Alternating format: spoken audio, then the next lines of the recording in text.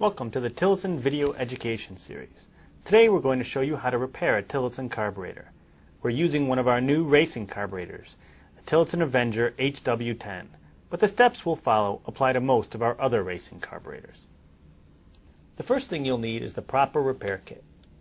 You can use either the complete RK series repair kit, which includes the gaskets and diaphragms as well as the inlet needle and inlet seat, or you can use a DG series kit, which includes only the diaphragms and gaskets, if you don't need to replace all of the inlet items. For this demonstration, we'll be using a complete RK series repair kit. So if you're using just a DG kit, be certain to retain the pieces not included in the kit. The next step is to make sure you have all the tools you'll need. We recommend the following: a bowl with a little gasoline for soaking the new diaphragms and gaskets. This helps the carburetor seal better prior to installation on your engine.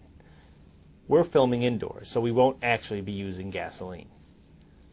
A fixture to hold the carburetor, if one is available. If you don't have one available, you can make one with two pieces of wood attached to each other at a 90-degree angle and two bolts aligned to the carburetor mounting holes. A 5/16" hex T-bar, a torque screwdriver, one small and one medium slotted screwdriver, a pop-off tester to test your handiwork at the end. You can purchase one of these from TillotsonRacing.com or your local dealer. It's also handy to have on hand some compressed air to blow out any debris from the carburetor. Now that you have everything handy, it's time to get to work. First, put the carburetor on the fixture. Using a slotted screwdriver, remove the screw that holds the white filter cover in place.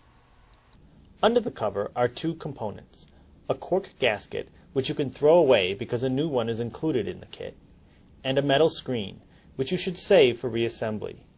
Be careful removing the screen, and you can blow it out with your compressed air to remove any debris. Next, using your torque screwdriver, remove the 6 screws that hold the head covers on.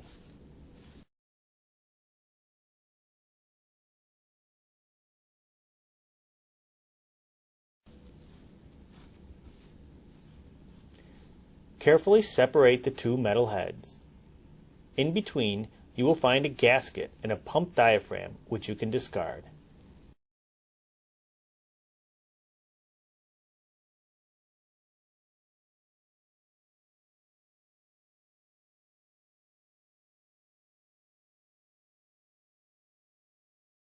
Under the covers are the metering diaphragm and metering gasket, which you can also remove.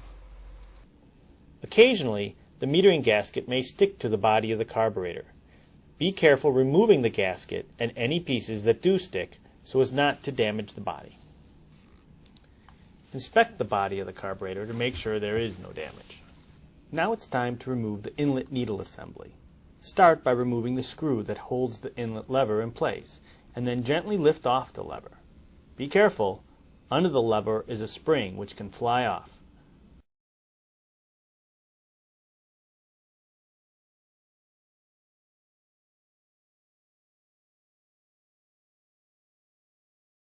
Once you have the assembly out, separate the needle, lever, and fulcrum, the little bar inside the lever. Save the spring and fulcrum for reassembly. Discard the needle and lever. Now, using the T-bar, unscrew the inlet seat.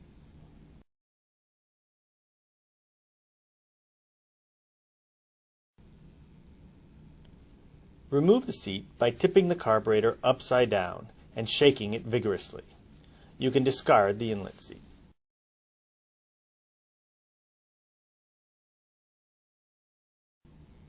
Under the seat is a copper washer, which should also be removed and discarded. If it's stuck, you can use your small screwdriver to gently pry it out.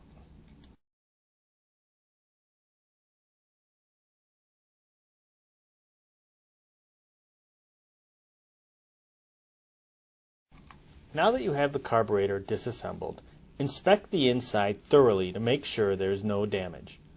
Blow out the inside of the carburetor with compressed air if available.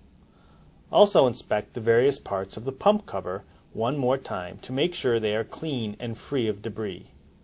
Pay close attention to the ridges on the pump cover. If there is any damage, the carburetor may not seal properly. Blow out the covers with compressed air if available.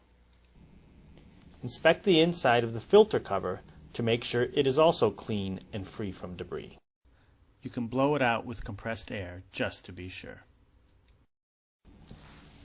Now we're ready to begin reassembling the carburetor. If you have a bowl with gasoline, drop the new gaskets and diaphragms into the bowl for a few seconds. You can do this before you start disassembling the carburetor if you want them to soak for a little longer. Next, we'll put the parts back in the opposite order that we remove them. First, insert the new copper washer, and then screw in the new inlet seat.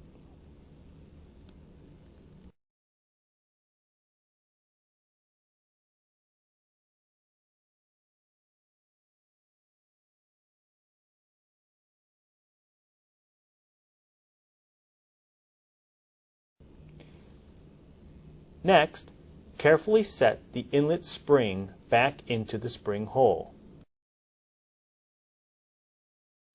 Take the new inlet lever and notice that there is a little dimple on one side. This dimple will rest on top of the spring, so make sure it is lined up properly when the time comes. Slip the fulcrum bar on the new inlet lever and insert the new inlet needle onto the fork of the lever. Carefully place the subassembly onto the spring, holding it down with one finger. Attach it with the screw from the old assembly that you saved.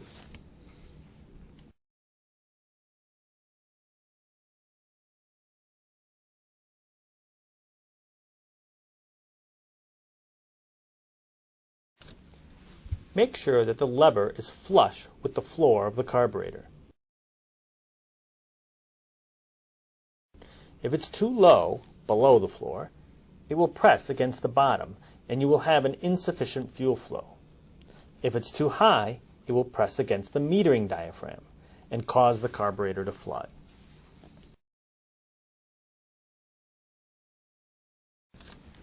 Now it's time to add the metering gasket and diaphragm.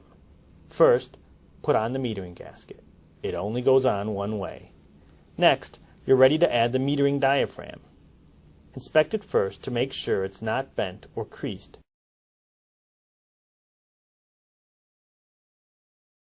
Then insert it with the metal metering piece facing down toward the inside of the carburetor.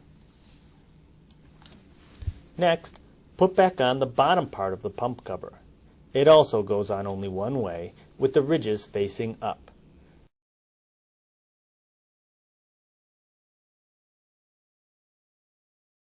Insert the new pump gasket and pump diaphragm from the kit. Again, these each go on only one way.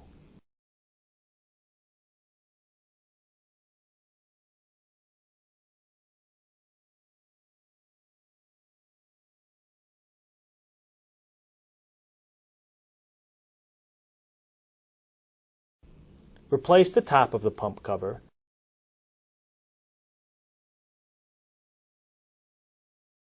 Place the 6 screws back in and tighten them in a crosswise fashion.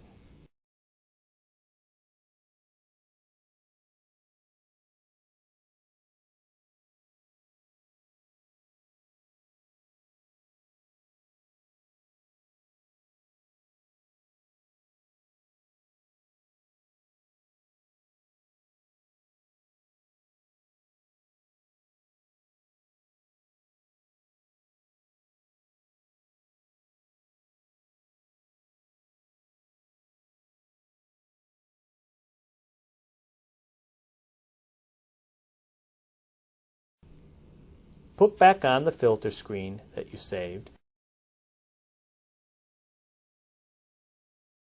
and the new cork gasket. Replace the fuel filter cover, which can be attached in whichever direction is most suitable to you.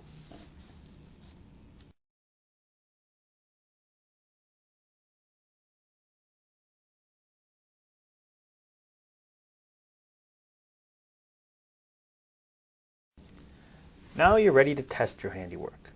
Attach the carburetor to the pop-off valve at the filter cover.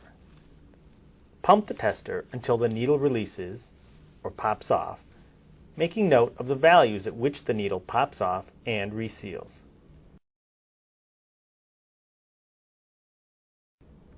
If the needle is drifting, it means the carburetor is not sealing properly. This can be caused by a number of different reasons. The most common reason is that the new diaphragms and gaskets were too dry. The remedy for that problem is to put the carburetor on the engine and run it. Once the fuel flows through the carburetor, it should moisten the diaphragm and gaskets, and the carburetor should seal properly. If you retest the carburetor and the needle is still drifting, there is probably something wrong in the interior of the carburetor. The inlet needle may have been installed too high or too low. There may be some debris under the needle, or there may be damage to the ridges on the metal covers or the diaphragms or gaskets themselves. Inspect all these parts carefully to determine the problem. Congratulations! You've just learned how to service your Tillotson racing carburetor. Join us next time when we show you how to maintain the adjustment needles.